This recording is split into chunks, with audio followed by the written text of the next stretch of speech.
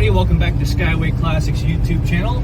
We're now taking a ride in our 1970 Chevy Chevelle hardtop. Of course, the king of all Chevelles, the most beautiful one on the lot.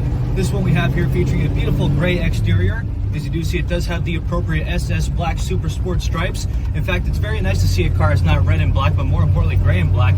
Really gives it that true meaning of the Chevelle. Mean, purposeful, and definitely fast. Of course, you can see it does have the correct cowl induction hood, has the hood pins, has the US mag 5-spoke wheels, and the beefy BF Goodrich white leather tires to really get that rubber burning. Of course, single mirror is the only way to do it in a cool old school car like this, which is why we only have one of them. As we move on to the inside, you can see it is a 4-speed manual, getting it nice and very nice for a 70 Chevelle. Twin black bucket seats, matching black seat upholstery, the best vinyl that you can get for a Chevy Chevelle.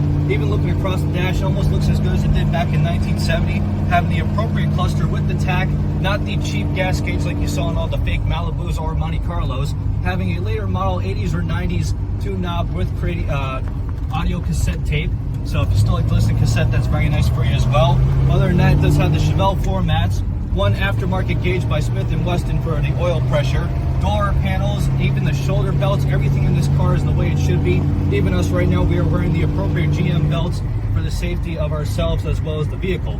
But as we really get into it, moving on to the engine bay featuring a very nice big block motor. As you can see, that big block really does sit in this mid-sized vehicle. Of course, people really think Chevelles are the biggest boats there are, but really they were just a mid-sized vehicle, one step up from a Nova.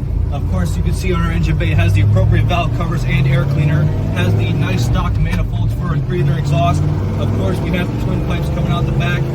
Really sounding good right now. Of course, we have the windows up, but still sounding just as good as it did back then. Even getting into it just a little bit more as you look underneath, when we show you the underneath, has a 12-bolt rear end, front and rear sway bars.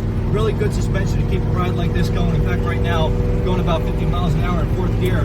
She is sounding pretty healthy. In fact, it does get a lot of attention, more than your Tesla or ugly other car that comes up on the road. But as for now, though, we are just going to get it turned around and up on the lift. So if you have a moment, folks, please stay tuned with us to see the underneath.